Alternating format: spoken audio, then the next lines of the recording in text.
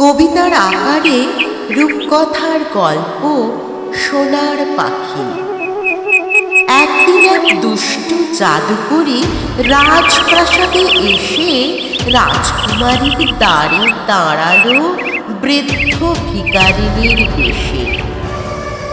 সঙ্গে এনেছিল এক পানীয় যা তরল, যা খেলে রাজকুমারী হবে সবচেয়ে সুন্দরী এই পৃথিবীর তটে, জানালো জাদুকরী।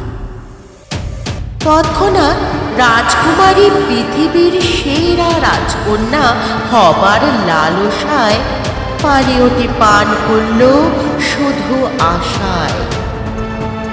মুহূর্তে গভীর ঘুমে গেলেন রাজকন্যে। প্রাণ সংশয়ে যখন রাজার কন্যের দেখে পিতা মহারাজ নানা বৈদ্য খোঁজে হয়ে হন্যে। কি হবে কি হবে ভাবতে বসে রাজা রাজ্যবাসী। তখনই এক জ্ঞানী বৈদ্যের পরামর্শে বাঁচাতে পারে রাজকন্যাকে একমাত্র সোনার পাখি।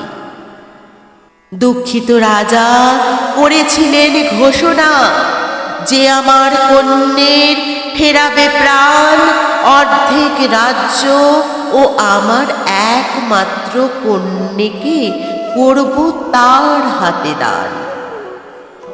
ব্র্যাড নামে এক কুমার বেরিয়ে পড়ে খোঁজে সেই পাখিটি সোনার। অবশেষে সোনার পাখি পায় খুঁজে সে। তার অনুরোধে পাখিটি রাজপ্রাসাদে আসে। এসে পাখিটি যেই গায় মিষ্টি সুরের গান, রাজকন্যের কানের কাছে এসে অমনি রাজকন্যে মাথা তুলে জেগে উঠে বসে অনায়াসে। এই দেখে রাজা খুশি হয়ে ব্র্যাডকে দিলেন রাজ্য অর্ধেক। তিনি এসে বিবাহ দিলেন ব্র্যাডের সাথে রাজকন্যের অবশেষে।